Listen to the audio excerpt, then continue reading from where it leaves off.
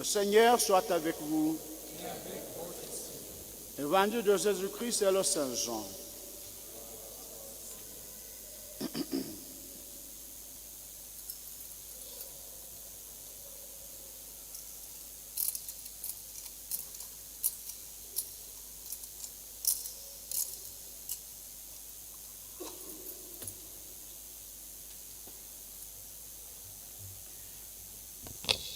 Jésus se manifesta encore aux disciples sur le bord du lac de Tibériade, et voici comment.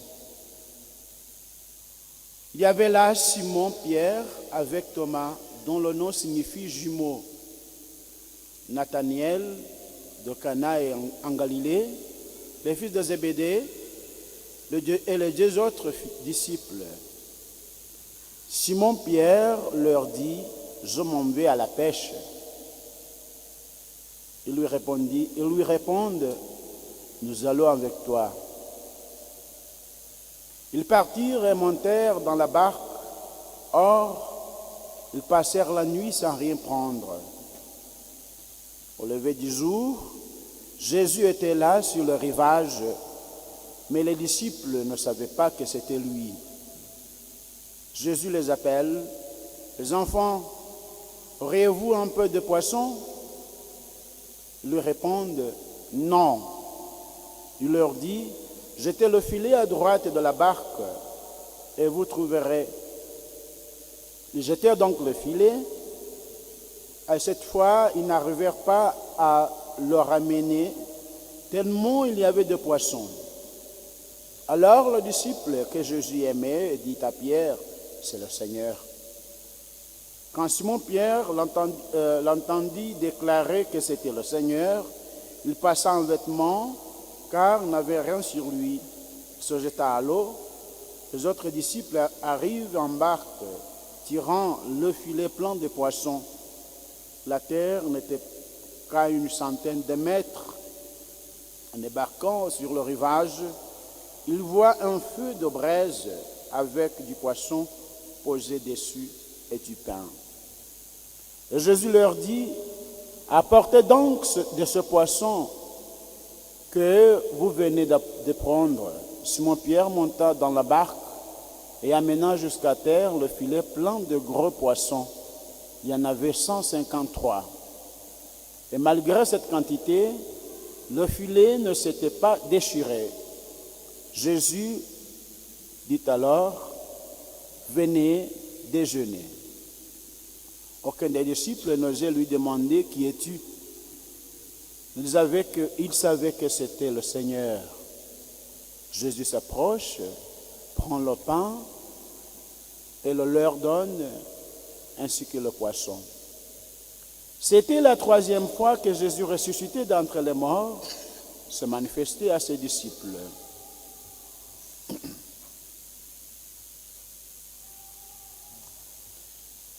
Acclamons l'évangile du Seigneur.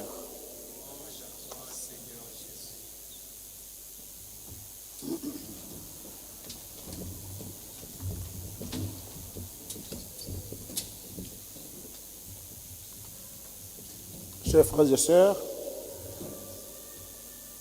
nous célébrons et nous continuons dans la joie à célébrer la Sainte Pâque de Jésus-Christ. Pendant le moment de Pâques, nous contemplons les scènes importantes qui fortifient la foi des apôtres, mais aussi notre foi. Jésus, ressuscité, est toujours au milieu d'eux pour les réconforter, pour leur rappeler ce qui a été écrit sur lui et qui s'est accompli en lui, et ainsi les renvoyer comme des témoins et des vrais témoins pour annoncer la bonne nouvelle de sa résurrection. Aujourd'hui, les apparitions du Christ ressuscité à ses apôtres est l'un des signes principaux et importants pour l'affirmation de sa résurrection. faudra rappeler que le signe du tombeau vide et le témoignage des apôtres et des miracles qu'il opérait par la puissance du nom de Jésus ressuscité sont aussi des signes importants qui complètent ce signe des apparitions du Christ ressuscité. La première lecture nous présente le témoignage des apôtres. Ils sont devant le Sanhédrin. Ils doivent s'expliquer devant l'annonce qu'ils donnent aux gens. Ils doivent s'expliquer devant le Sanhédrin parce qu'ils étaient des éléments très gênants. Eh bien, ils avaient été bien interdits de ne pas prononcer le mot de Jésus et ses événements après les avoir fouettés, parce que le miracle qu'ils avaient opéré en donnant la vie à un paralytique avait provoqué une grande admiration dans le peuple, et la religion juive était avec des problèmes. Et voilà que Pierre déclare: il faut obéir à Dieu plutôt qu'aux hommes. C'est une affirmation ou bien un témoignage très important que Pierre a donné. Il faut obéir à Dieu plutôt qu'aux hommes. Et de cette manière-là, il commence à affirmer et à témoigner de la résurrection de Jésus. Dieu de nos pères a ressuscité Jésus, que vous aviez exécuté en le pendant au bois du supplice. Ce n'était pas facile à ce moment-là de prononcer et d'affirmer que, bien que Jésus avait été tué par ces gens-là qui les avaient convoqués. C'est un témoignage vraiment très important. Ils étaient devant les malfaiteurs. Ils étaient devant ceux qui avaient comploté pour la mort de Jésus-Christ. Et voilà qu'ils doivent affirmer sa résurrection. C'est comme les pointer du doigt. C'est vous qui l'avez tué. Et vous me demandez de me taire, lui, mon maître. Eh bien, je préfère d'obéir à mon maître, je préfère obéir à mon Dieu au lieu d'obéir à vous, les malfaiteurs. C'est un témoignage très accablant. Eh bien, il continue en affirmant que la puissance de Dieu lui a donné le titre de chef, lui a donné le titre de sauveur. Et c'est lui qui doit porter la conversion à tout le peuple Israël, y compris les membres du Sanhédrin. Et c'est lui qui doit pardonner des péchés. Il les appelle à la conversion afin qu'ils soient pardonnés. Pierre et ses compagnons continuent à affirmer que, quant à nous, nous sommes des témoins de tout cela. Avec l'Esprit Saint que Dieu nous a donné et qu'il a donné à ceux qui obéissent à Dieu. Frères et sœurs, le témoignage des apôtres est toujours d'actualité. Et il nous est donné pour que aussi nous soyons des bons témoins dans notre vie devant des hommes qui ne veulent pas croire ou devant les hommes qui résistent à l'accueil de l'Évangile, à l'accueil de la parole de Dieu. Je disais que ce n'était pas facile à ce moment de se tenir sur les deux pieds pour affirmer devant les meurtriers de Jésus que celui qui les ont pendus, que celui qui les ont tués est ressuscité et que c'est lui qui donne le pouvoir d'opérer des miracles et surtout la guérison de ce paralytique qui était mendiant sur les portes de Jérusalem. Pierre, au nom des autres apôtres, il affirme la puissance du nom du ressuscité et appelle à l'assemblée à la conversion. Convertissez-vous donc pour recevoir le pardon de vos péchés. C'est un message qui nous est adressé. Et l'appel à la conversion est un geste non seulement de charité, mais aussi d'actualité. Nous sommes appelés à la conversion. Nous sommes appelés à sortir de nos mauvaises habitudes, de nos péchés, de nos manques d'amour.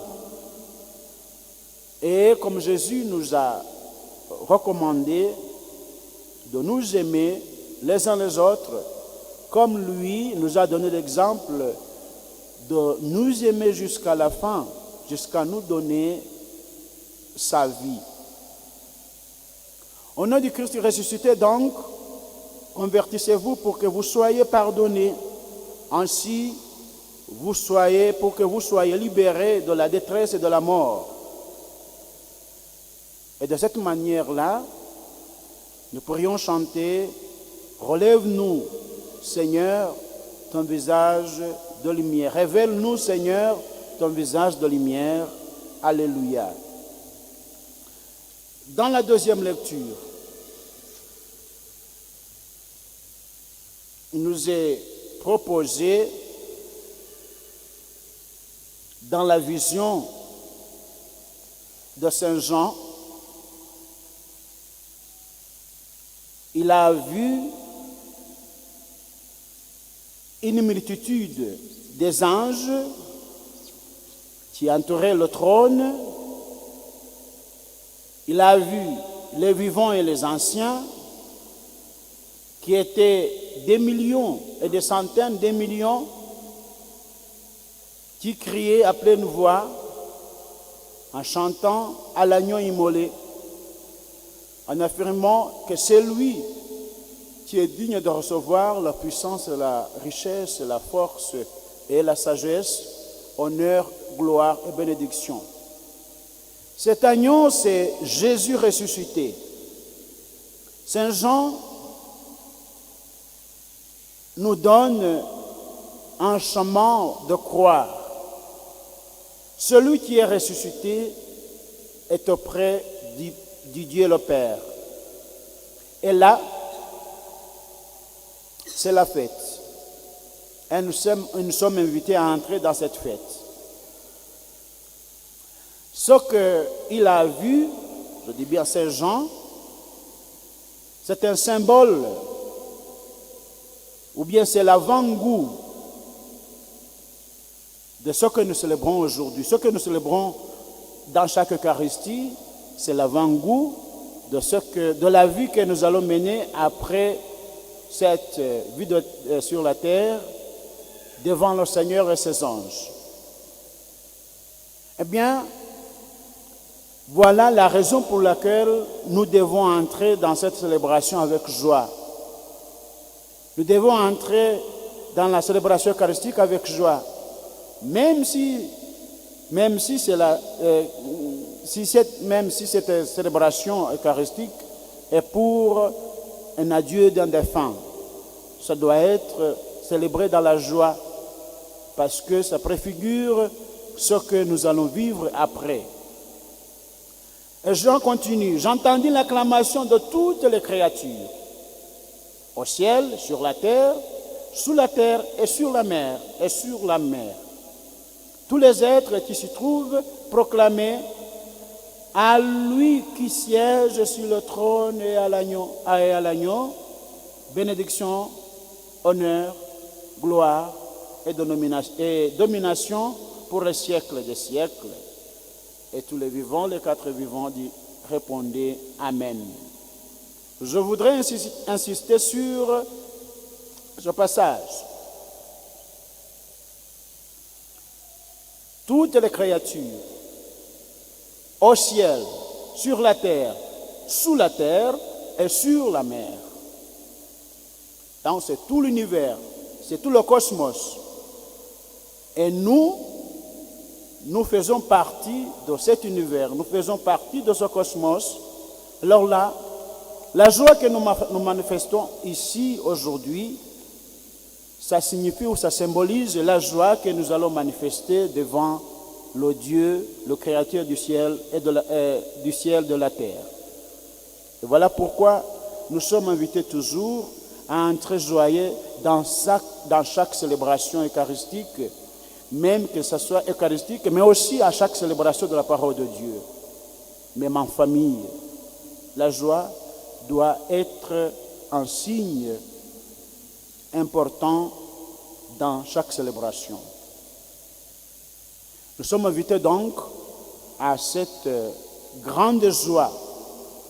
Nous sommes invités à cette grande fête. Nous sommes invités à être présents tous pour que la joie soit surabondée.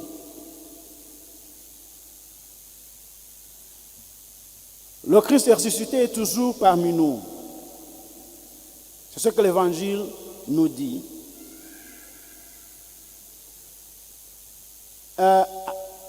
Les apôtres,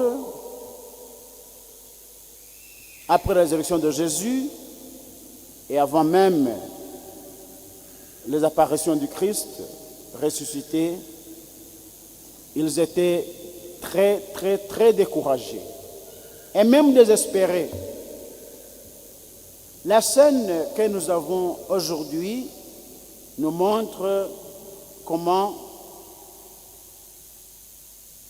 les apôtres n'étaient plus dans leur peau. Pierre décide de retourner à son métier d'intérieur, la pêche.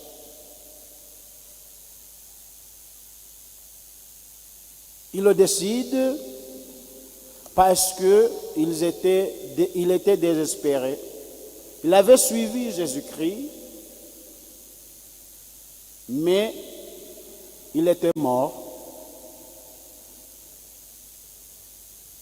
Et ça faisait 3 jours, ou même 4. Le futur était obscur.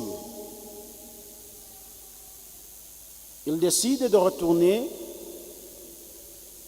dans son métier.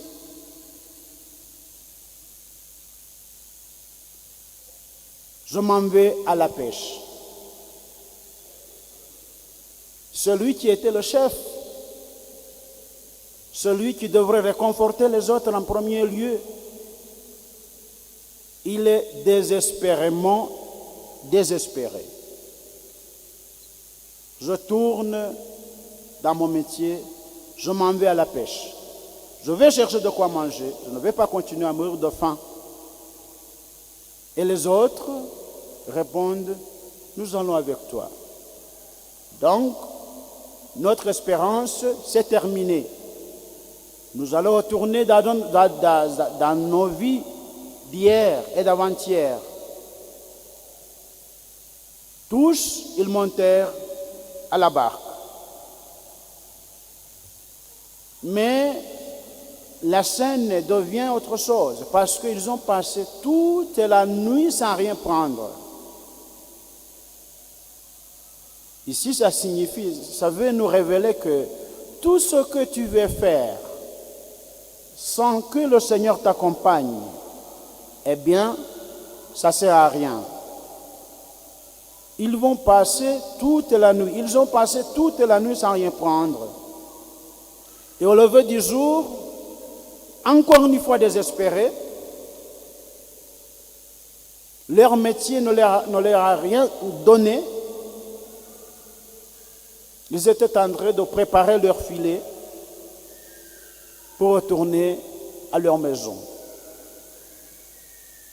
Et voilà que Jésus apparaît pour leur accompagner, pour leur soutenir, pour refaire leur morale, pour refaire leur espérance. Les enfants, auriez-vous un peu de poisson? Ils répondent non. Nous sommes vraiment désespérés. Nous avons travaillé toute la nuit. Nous n'avons rien trouvé.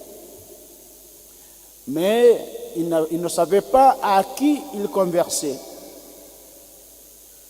Et Jésus leur commande de rejeter encore une fois les filets. Souvenez-vous que c'était en plein jour. Normalement, en plein jour, il est très rare que vous pouvez prendre des poissons. Très rare. Et même impossible. Mais puisque peut-être ils avaient faim, et puisqu'ils devraient quand même vivre, ils ont cru, malgré qu'ils n'avaient pas connu que c'était Jésus. Ils ont jeté leurs filets. Ils ont ramassé beaucoup de poissons. Mais entre-temps, Jésus leur demande s'ils ont quelque chose à manger. Certainement que Jésus connaissait la réponse. Il n'avait rien pris, il n'avait pas de poissons. Quand il travaillait dans cette pêche, Jésus à côté était en train de préparer un poisson. Et quand ils sont revenus, il leur appelait à venir à manger avec lui. Il a présenté le poisson et même il a rompu du pain pour eux. Et en ce moment-là, leurs yeux étaient bien ouverts, mais personne n'osait pas demander qui était cette personnalité-là. Ils avaient reconnu que c'était Jésus. Cette scène peut être un symbole d'un cheminement catéchétique. La catéchèse commence par l'annonce de la parole de Dieu. Et si tu acceptes la parole de Dieu, elle provoque la conversion. Et quand tu es converti, tu reçois le don de la foi. Et quand tu as ce don de la foi, tu la célèbres. Quand Pierre décidait de retourner à son métier, on peut le comparer à une étape de l'obscurité de la foi. Et quand je commençais à converser avec Jésus-Christ, c'est une étape d'ouverture des oreilles, du cœur. Et cette parole-là, ils commencent à travailler leur vie. Ils acceptent ce que Jésus leur avait demandé, conscients que normalement c'était impossible. Ils reçoivent le don de la foi. Ils jettent les filets, ils gagnent beaucoup de poissons. Cette joie de gagner beaucoup de poissons ne s'est pas arrêtée là, parce que devrait être célébrée dans la fête que Jésus a préparée, l'Eucharistie. Le poisson et le pain qu'ils ont partagé, en action de grâce, symbolise ce que nous célébrons à chaque Eucharistie. Le moment de Pâques, ou le temps de Pâques, c'est le moment de la célébration du sacrement. C'est le moment de recevoir la foi et de la fortifier par non seulement l'écoute et la méditation de la parole de Dieu, mais aussi par la célébration, les célébrations C'est pourquoi le temps pascal, c'est le moment propice théologiquement et liturgiquement de la célébration des sacrements. Parce que nous célébrons notre foi. Nous célébrons celui qui est ressuscité. Nous célébrons la force ou bien les grâces que celui qui est ressuscité donne à ses enfants. Frères et sœurs, que la parole de Dieu qui ouvre nos oreilles, les oreilles du cœur et nous donne le don de la foi, nous aide à célébrer convenablement à chaque Eucharistie et à chaque sacrement, afin que nous puissions être des témoignages vrais, comme l'a été caractérisé par nos chers apôtres. Un bon témoignage nous aide à rester un bon fidèle chrétien. Ainsi Jésus, aujourd'hui, nous appelle à la conversion et à changer nos vies par la force du message du ressuscité.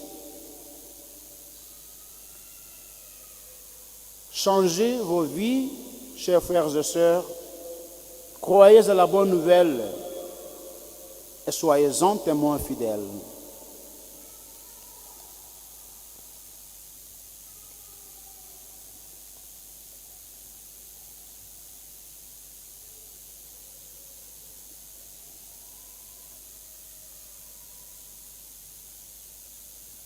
Nous allons nous lever et proclamer